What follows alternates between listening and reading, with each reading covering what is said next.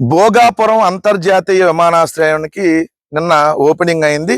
అట్టహాసంగా ఆ కార్యక్రమాన్ని దాదాపుగా 50 కోట్ల నుంచి 50 కోట్ల పైనే ఎంత అయిందో వాటికి ప్రభుత్వం అఫీషియల్ గా అనౌన్స్ చేయలేదు. 50 కోట్లకు పైనే ఖర్చు అయినటువంటి ఒక పెద్ద ఈవెంట్ చేశారు. 2 లక్షల మందిని తరలించారు అక్కడికి.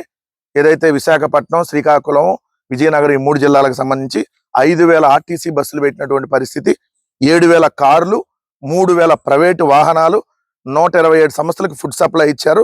30 మంది ఐపీఎస్ అధికారుల పర్యవేక్షణలో 7,000 మంది పోలీసుల బందోబస్తుతో ఓ పెద్ద ఈవెంట్ జరిగింది. ఏదైతే వేల ఫ్లెక్సులు, వందలాది ఏదైతే యాడ్స్, 13,000 మంది గిరిజన విద్యార్థులు, మహిళలతో తింసా నృత్యాన్ని చేపించారు అక్కడ. 3 రోజుల పాటు వాళ్ళందరినీ అక్కడే పెట్టేసి. సో ఈ కార్యక్రమం వల్ల ఆంధ్రప్రదేశ్ రాష్ట్రానికి ఏమన్నా ప్రయోజనం జరిగిందా అంటే సున్నా. ఖర్చు మాత్రం 50 కోట్ల పైనే, వచ్చింది మాత్రం గుండు సున్నా. అసలు ఎంత దారుణం అంటే అక్కడికి వచ్చినటువంటి జనం అందరూ ముక్కును వేలేసుకునేటటువంటి పరిస్థితి.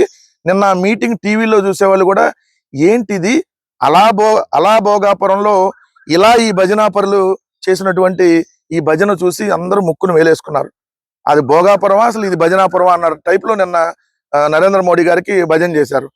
నరేంద్ర మోడీ గారికి భజనలో ఒకళ్ళేమో సార్ మీరు గ్రేట్ అండి, ఇంకొకళ్ళేమో సార్ మీరు గ్రేట్కే గ్రేట్ అండి, సార్ ఇంకొక ఆయనేమో సార్ మీరు గ్రేట్లోనే గ్రేట్ అండి, ఒక ఆయనేమో సార్ మీరు చాలా తోపు అండి, సార్ మీరు తురుమండి, ఇంకో ఆయన మీరు తోపు ప్లస్ తురుమండి, అసలు మీరు లేకపోతే భారతదేశమే లేదండి. ఇది పొగడ్తలు. పొగిడిన వాళ్ళు ఎవరో తెలుసా? సీఎం, డిసిఎం, ఎస్సీఎం అంటే షాడో సీఎం. సో ఇలా ముగ్గురు నిన్న ఒకళ్ళకి మించి ఒకళ్ళు పొర్లు దండాలు, ఒకళ్ళకి మించి ఒకళ్ళు నమో భజన. మొత్తం అక్కడ భోగాపురం వల్ల నమో భజనాపురం లాగా తయారు చేశారు నిన్న. అక్కడ బస్సుల్లో తరలించినటువంటి ఆ జనాలు నిజంగా వీళ్ళు చంద్రబాబు నాయుడు, పవన్ కళ్యాణ్, లోకేషే మాట్లాడుతున్నారా ఈ డయాస్ మీద, లేదంటే వీళ్ళ డూపులు ఏమన్నా మాట్లాడుతున్నాయా అని చెప్పి పాతయన్నీ గుర్తు చేసుకొని అందరూ కూడా ఆశ్చర్యపోయినటువంటి పరిస్థితి. ముందుగా నారా లోకేష్ గారు ఒక పావు గంట ఆగకుండా చిడతలు కొడతానే ఉన్నాడు నరేంద్ర మోడీ గారికి. మామూలు చిడతలు కొట్టట్లా, ముందుగా రాసుకొచ్చుకున్నాడు ఎలా భజన చేయాలనేది. ఆ రాసుకొచ్చుకున్న భజనతో చిడతలు కొడతానే ఉన్నాడు. అప్పుడు అక్కడ ఉన్నటువంటి ప్రజలు, అదేవిధంగా ఎమ్మెల్యేలు, తెలుగుదేశం కార్యకర్తలు ఆశ్చర్యపోయారు. అదేంది నారా లోకేష్ గారు అంతకుముందు ఇదే నరేంద్ర మోడీ గారిని ఉద్దేశించి నరేంద్ర మోడీ ఎవడు, ఈ నరేంద్ర మోడీ అనేవాడు దేశానికి ప్రమాదకరం అని చెప్పి ఇదే మాట్లాడాడు కదా, ఏది నారా లోకేష్ ఇప్పుడు ఏంది ఇలా చిడతలు వాయిస్తా ఉన్నాడు అని చెప్పి ఆశ్చర్యపోయినటువంటి పరిస్థితి. సరే లోకేష్ అయిపోగానే పవన్ కళ్యాణ్ ఎత్తుకున్నాడు మైకు. పవన్ కళ్యాణ్ ఎత్తుకొని మోడీ కోసం స్టేజ్ మీద ఏడవబోయాడు. అంతమంది జనాల ముందు ఏడవబోయాడు. కన్నీళ్ళు వచ్చాయి, బాధ వచ్చింది. ప్రధానమంత్రిని అంటారా అని చెప్పి మాట్లాడాడు. ప్రధానమంత్రిని అంటారా అని మాట్లాడాడు. అప్పుడు ఎమ్మంటే అక్కడ ఉన్న జనసేన వాళ్ళు, ప్రజలందరూ, ఏదైతే బస్సుల్లో తరలించుకొచ్చినటువంటి ప్రజలు, ఇదేంది పవన్ కళ్యాణ్ డూపా, ఒకప్పుడు సముద్రం ఒకరి కాళ్ళ దగ్గర మోకరెళ్ళదు, పర్వతం ఒకరికి సలాము చేయదు అన్నాడు కదా, ఇప్పుడేంది చిడతలు వాయిస్తా ఉన్నాడు. మనం ఢిల్లీ వాళ్ళ ముందు తల వంచుతామా, ఢిల్లీ పెత్తనం మనకు అవసరమా అన్నాడు కదా, ఇప్పుడేంది మొత్తం భోగాపురంలో ఉండి ఢిల్లీ భజన చేస్తున్నాడు. బీజేపీ దక్షిణ భారతదేశం వాళ్ళని కుక్కలాగా చూస్తుంది అన్నాడు కదా, ఇప్పుడేంటి జీ హుజూర్ అని చెప్పి అదే చిడతలు వాయిస్తా ఉన్నాడు.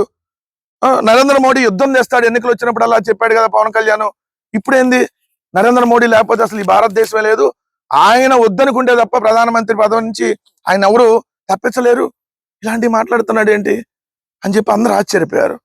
సరే, దత్తపుత్రుడు, సొంత పుత్రుడు ఇద్దరు మాట్లాడితే నేనేం తక్కువ తిన్నానా, అందరికంటే ఎక్కువ చిడతలు వాయించాల్సింది నేనేగా అని చెప్పి చంద్రబాబు నాయుడు మైక్ అందుకున్నాడు. చంద్రబాబు నాయుడు మైక్ అందుకొని మోడీ స్వామి మాలేసేసాడు. అక్కడే మోడీ స్వామి దీక్ష తీసుకున్నాడు. పూనకాలు వచ్చిన అలాగా అక్కడ అసలు వాళ్ళందరి చేత అక్కడ టీడీపీ అక్కడికి వచ్చిన టీడీపీ కార్యకర్తలు జనాలందరి చేత ఏదైతే పూనకాలు వచ్చినట్లాగా బిహేవ్ చేస్తూ మోడీ అంటూ పెద్దగా అరిసేసి అందరూ అరవమన్నాడు. మోడీ అని అరవమని.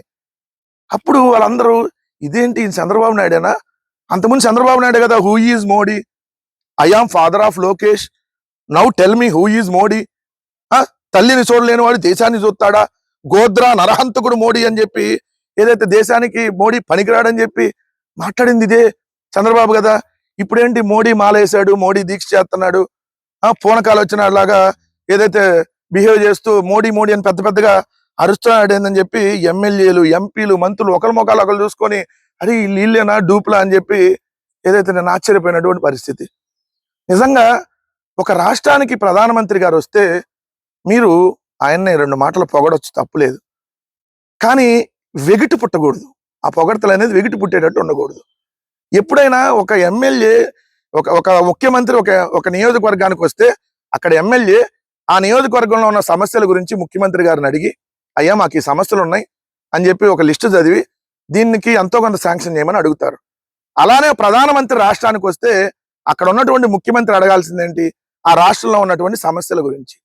ఒక్క సమస్య మీదన్నా ఒక్క రూపాయన్నా నిన్న మోడీ గారి చేత ఇక్కడ ఏదైతే శాంక్షన్ ఏమన్నా చేయించుకోగలిగారా? అసలు కనీసం అడిగారా మీరు? ఒక్కడ అడగల. సీఎం, డిసిఎం, ఎస్సీఎం మొత్తం భజన తప్ప రైల్వే జోన్కి తీవ్రమైన అన్యాయం జరిగింది, ఆ పక్కన కేకే లైన్లతో పాటు మరికొన్న లైన్లు మనకు లేకుండా పోయినాయి, వాటి మీద ఏమన్నా అడిగారా? విభజన చట్టంలో హామీల మీద ఏమన్నా అడిగారా? స్టీల్ ప్లాంట్ ప్రైవేటీకరణ కాకుండా ఆత్మని ఏమన్నా అడిగారా? పోలవరం నిధులు మొత్తం ఇమ్మని ఏమన్నా అడిగారా? అది కాకుండా మీరు నిన్న చేసిన భజన నిజంగా చూస్తే వెగిటి పుట్టేటట్టుగా. అదే జగన్మోహన్ రెడ్డి గారు ముఖ్యమంత్రిగా ఉన్నప్పుడు నరేంద్ర మోడీ గారు వస్తే ఈ రాష్ట్రానికి రైల్వే జోన్ తో పాటు ఈ రాష్ట్రానికి సంబంధించినటువంటి పోలవరం నిధులతో పాటు ప్రత్యేక హోదాతో పాటు అన్ని అంశాలను ఏకరువు పెట్టి అయ్యా నరేంద్ర మోడీ గారు ఇవన్నీ మాకు కావాలని చెప్పి అడిగారు. నాడు జగన్ గారి ప్రసంగానికి నేడు చంద్రబాబు నాయుడు గారు ఇలా ప్రసంగానికి చూస్తే ఎంత తేడా ఉందని చెప్పి ఈరోజు అందరూ ముక్కును వేలేసుకుంటున్నటువంటి పరిస్థితి.